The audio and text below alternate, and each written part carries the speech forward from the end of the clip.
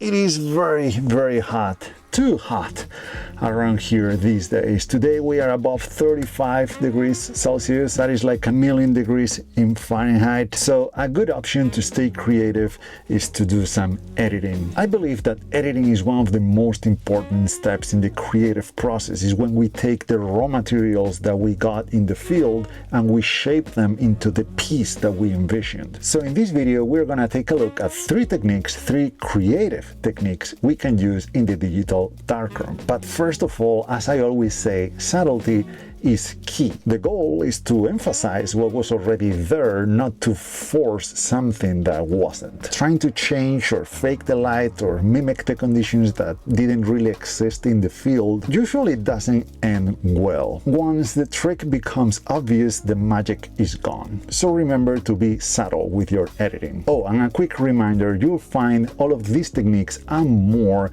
in my ebook, Creative Black and White Editing in Lightroom. The link's down in the description if you want to check it out. Okay, let's start with what I like to call selective grain. If you're familiar with my work at all, you probably know that I'm a fan of adding grain to my images. There are many reasons why I do this. It creates some mood, which works especially well with foggy scenes. It gives texture to those large empty areas of the frame that I like to use a lot as negative space, and it also softens the detail. You see, I do love my camera, but sometimes the images are too sharp, too clinical. I prefer to leave a little something out up to the viewer's imagination, and I can do that with grain. Most of the time I apply grain evenly across the frame. There's just one exception, and that's when there's a small subject, like in this photo. This is the castle here in my hometown. I captured this image recently on a beautiful foggy morning. The problem is that the castle, the subject, is really small in the frame, so when I add a lot of grain, like here, this is what I usually add, I lose too much detail because it's so small. So in cases like this one, I add grain selectively using masks. This is a relatively new feature to Lightroom. It might be available in other editing software. Please let me know if that's the case. Anyway, I created a radial gradient just for the castle, and then I inverted that mask to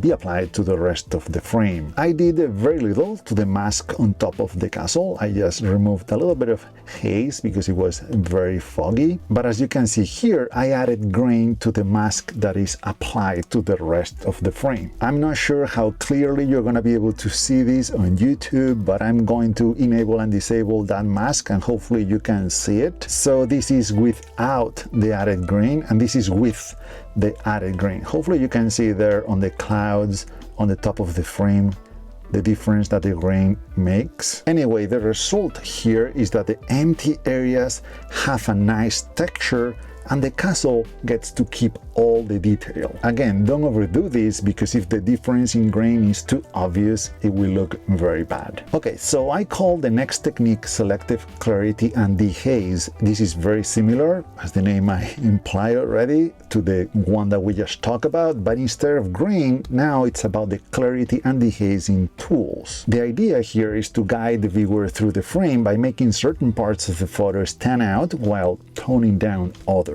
Here's an example, a drone shot I took a couple of weeks ago while on a bike ride. The subject here is clearly that building there, and I wanted to use the road as a leading line, in a way to enter and leave the frame for the viewer. The image is already interesting, but we can make it so much better by applying that selective clarity and dehazing. First, I made a mask selecting the road and the building and increased the texture and the clarity along with some added exposure. This is without the mask, this is with the mask. I think it's already looking so much better. The problem now is that the trees are too detailed. They compete for attention, at least in my opinion. So what I did is I inverted the mask by selecting the rest of the frame, like so, and what I did here was the exact opposite. I decreased the clarity and the texture, I added some haze, and then decreased the exposure. This is before the mask, this is after the mask. The difference is very subtle, but it's there. It might be hard again to see on YouTube, but believe me,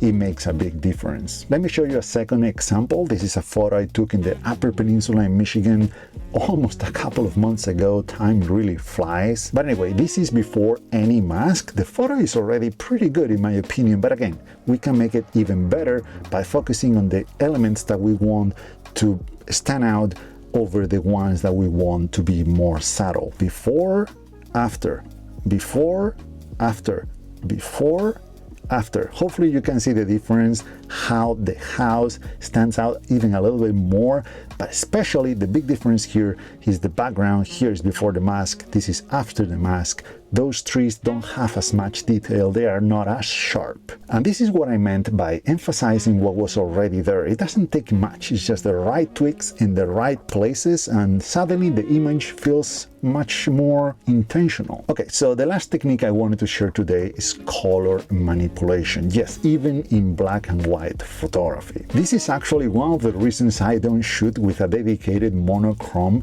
camera. Well, that and the price, I don't have that kind of cash, but I actually like having the color information in the raw file because it gives me more flexibility and lets me be more creative when editing. Here's a very good example, a photograph I took last year in the Redwood National Park in California. What you're seeing now was my original idea. It's what I saw in camera and the image that I envisioned in my mind. A bright leaf against a darker background, but it didn't work out the way I thought it was going to. That's because of all the bright patches in the forest in between the trees, because it reduced the contrast between the actual subject and the background. So what I did is I came here to the black and white mixer and I started playing around with the brightness of every color individually, something that you can't do if you don't have the color information in the raw file. Let me show you. This is the raw file.